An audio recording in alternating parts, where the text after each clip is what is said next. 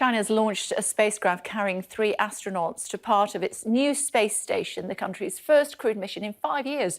The crew is to spend 3 months aboard the country's new space station, 236 miles above the Earth. So what will they be doing while they're there? Space scientist and science educator, Dr Maggie Aderin-Pocock, joining us now. Hello to you, Doctor. Good morning. Good morning, good morning. Pretty high stakes, this, isn't it? It is. China's had their eye on space for quite a while, and they've had a number of successful missions. Most recently, the Moon Sample Return mission. And so having their own space station is going to be a major milestone for them. It also coincides with the anniversary of the formation of the Communist Party in China. So it's sort of quite exciting for them. Where does that leave the International Space Station as we know it? Because that potentially is due to be decommissioned in 2024, isn't it? It is. And so the timing is quite interesting. China getting sort of their space station up and running now, and their space station they're hoping will last for sort of probably over a decade. So any people wanting to do sort of experiments in space, they may be looking towards China to actually get these done. What's the point of a space station? So space stations cover a whole range of things. They sit in sort of low Earth orbit, so as you said, about sort of 250 miles above the Earth's surface. They have a microgravity environment, so they're not gravity-free, but you see the astronauts in the space station sort of floating around.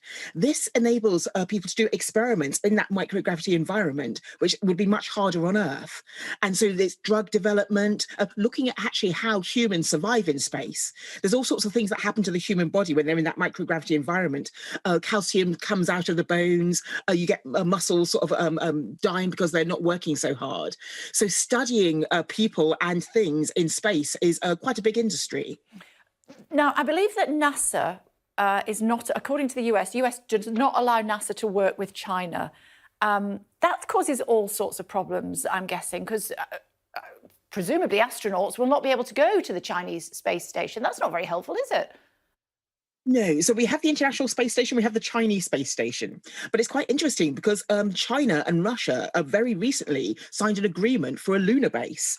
So I think we're having sort of different powers of collaborating. So the International Space Station, I think, is 17 different countries working together, but that is sort of on the end of its life now. But we also have sort of collaborations between Russia and China. Now, quite interestingly, Russia was part of the International Space Station, but has recently started doing withdrawals and moving towards China.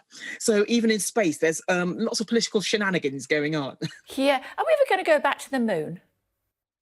I think the answer is definitely yes. And I think at the moment it's sooner rather than later. For a long time, there was an ongoing battle sort of talking about whether we go straight to Mars or whether we go back to the moon. And now people are talking about going to the moon and using that as a way to get us to Mars.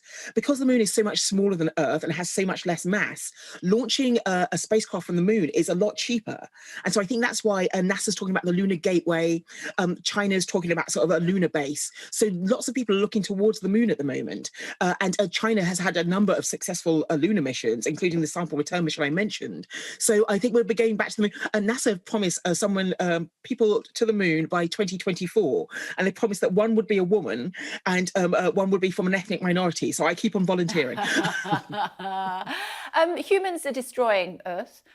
We are looking to other areas in our universe to potentially try and live there. Do you think we could ever live on the moon or Mars? The moon is quite a challenge. I think a moon base is definitely viable. But the moon, if you just look at the temperature range of the moon, it goes from sort of a plus 150 to minus 150. So that's a huge temperature range, depending on whether the sunlight's directly on the moon or whether it's in the shadow. Mars, I think, is a much better bet for sort of a colonization. So I think a moon base might be possible with a sort of a few selected people actually working on the moon. But Mars, I think, is the future of mankind. But as you say, we've made a bit of a mess of the Earth. So I think there are many lessons that we learn here on Earth before we start sort of going out beyond to other places. So that temperature range, minus 150 to plus 150, yeah, that's what I call the menopause. It's nice to see you. Thank you very much indeed for joining us this morning. Thank you.